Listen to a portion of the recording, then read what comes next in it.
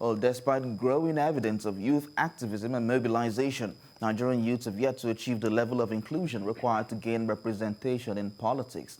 One of the main barriers to young people playing a role in national development is an absence of a strategic political agenda posed and ongoing barriers. Joining me now to discuss the youth inclusion in Nigerian politics is the convener, Integration Summit Group in Nigeria, Chris Ekiyor. Thank you very much for joining us. Thank you and good morning. Many people will say, let's give the youth a chance. Let's allow Nigerian youths to take over the helms of affairs. But a lot more people believe that Nigerian youths are not ready to handle leadership. Do you toe that line?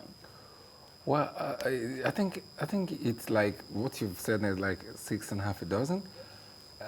I believe that the opportunity is not really there in the system as it is today for youth to really participate in the politics. Why do you think so? The reason is that we play lip service to youth involvement in politics.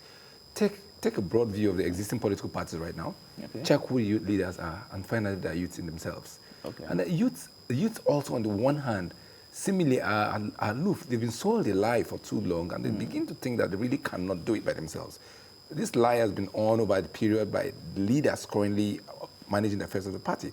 So you look at the parties, you find out that there is a deliberate attempt to perpetuate people who are older and give opportunity to those people than the younger ones. So if you genuinely even want to participate, you're shut out. That's the major problem.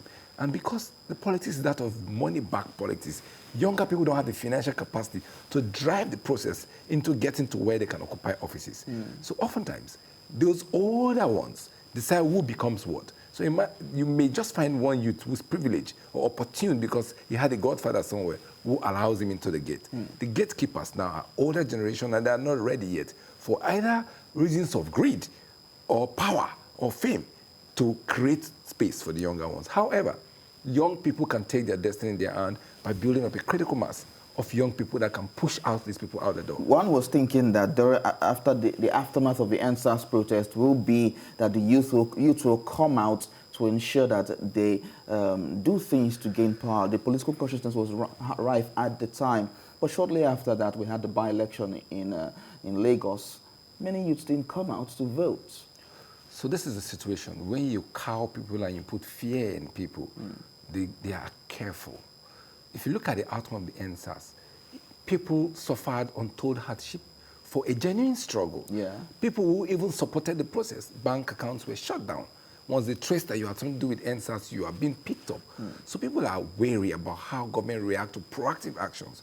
So, and this kind of behavior really will cause one day an implosion. That's the only thing that can happen, unless, of course, the space is open genuinely. In other climes, you have older people doing politics. Well, the US president is not a young man. But you see, it does not shut out young people. So if you aspire as a young person, there's a level playing field for you to go. Here, the obstacles are that you can't even get in. These people have consolidated. It's like trying to open a new bank now. How do you start it? Those guys who opened the bank in those eras, small money, but right now you can't capitalize for a bank. That's what's happening in the party. These people walked in, they strolled in without any effort. They've consolidated and they've blocked the gates. So young people would have to push them out on their own account, and they're just a bit wary.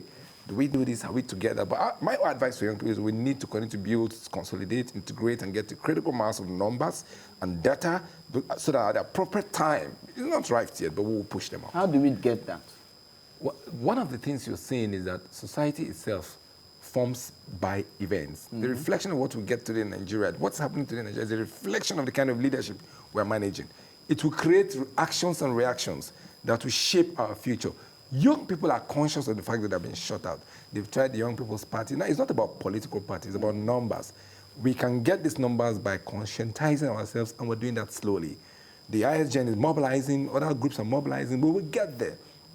Where people will come from different clients, driven by a common goal to cause change. Not the kind of change we're seeing, a change that will improve our social structure, our economic structure, our credibility structure in the global space.